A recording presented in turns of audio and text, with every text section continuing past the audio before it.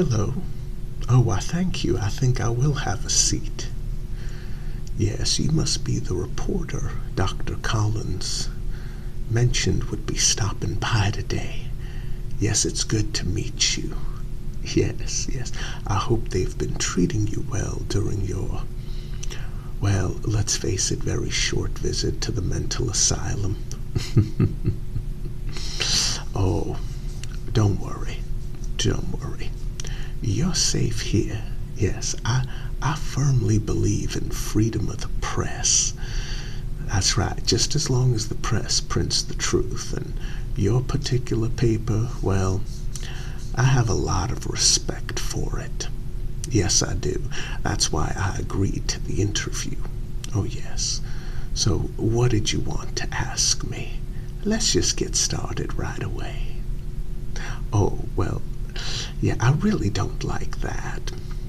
I mean, I know it wasn't your paper who was responsible for it, but calling me the Mad Cannibal of Georgia, I mean, that's just not very flattering or accurate.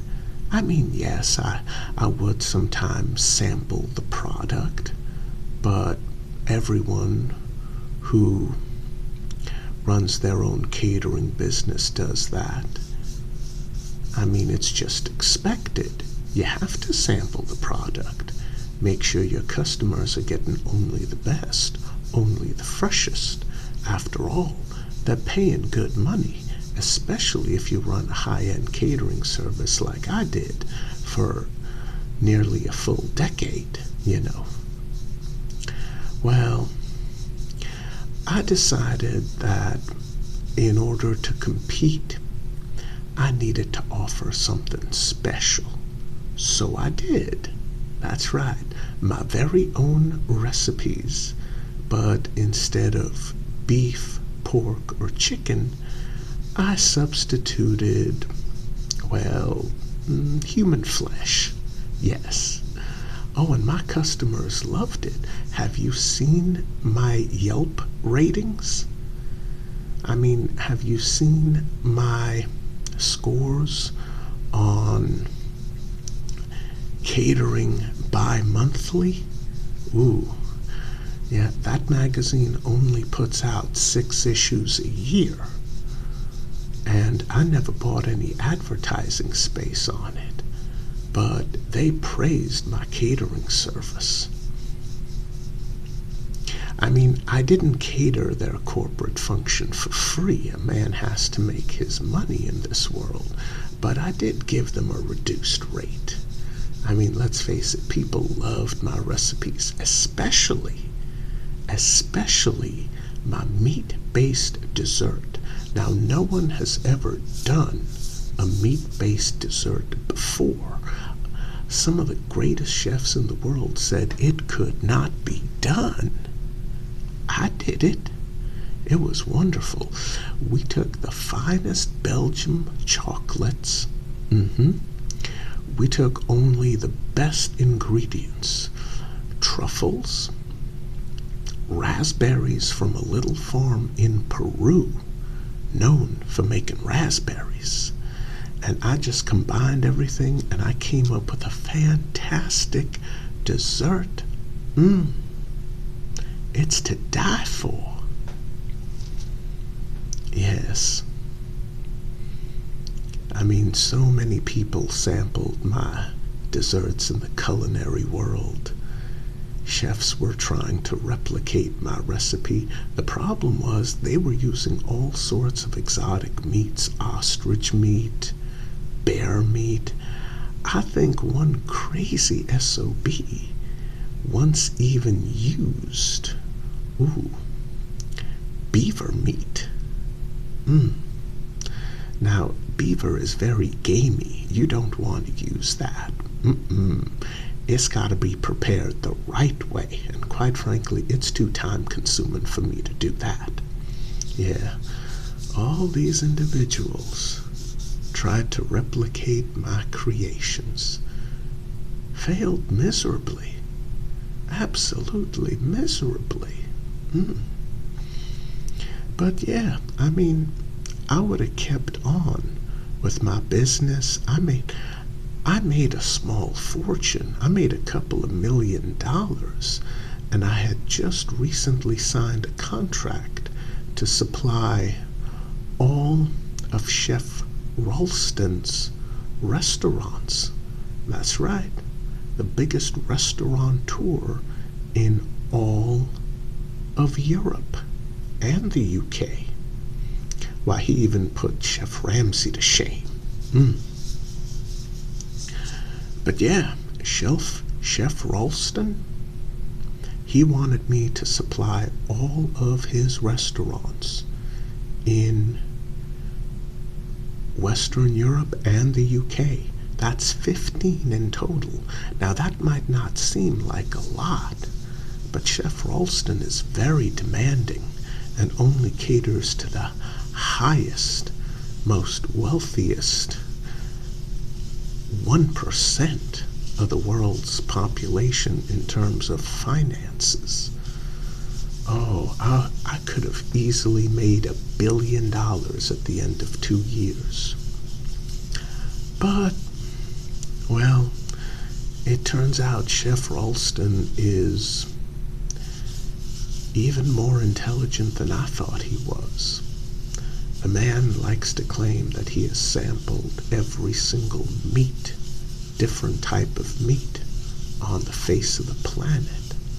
And well, when he bit into my meatballs, he got a very confused look on his face. He wasn't sure what the hell he was eating. He demanded to know what it was. I refused to tell him. Oh, but he's a clever bastard, isn't he? Chef Ralston took one of my meatballs, slipped it into his pocket, and sent it off to a lab to be analyzed. And well, I guess that's when the jig was up. Yeah, it tested positive for human flesh, you know. I guess he wasn't kidding about having sampled literally every type of meat on the planet from every type of animal, well, except human beings. And again, I guess now he can claim every type of meat. Yes. Well, I mean, it was a good run. It lasted for nearly 10 years. Oh, not one person ever got sick off of my food. My catering service was never sued for getting anyone sick or putting anyone in the hospital. You show me a catering service that can claim the same thing. Go ahead, show me. You can't, because they don't exist. That's right, I never crossed the line. I know where the line is, and I never crossed it. Well, yes, I used human flesh. I mean, if that's the line for you, I guess you could say I did. But I don't think I did. I mean, I made food for royalty. I made food for some of the greatest NBA stars on the face of the planet. They loved my food. No one could tell what it was. I mean, honestly, it wasn't just the human flesh.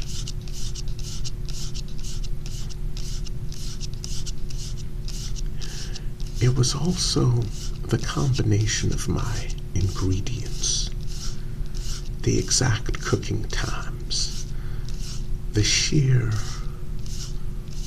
effort and passion that I poured into everything.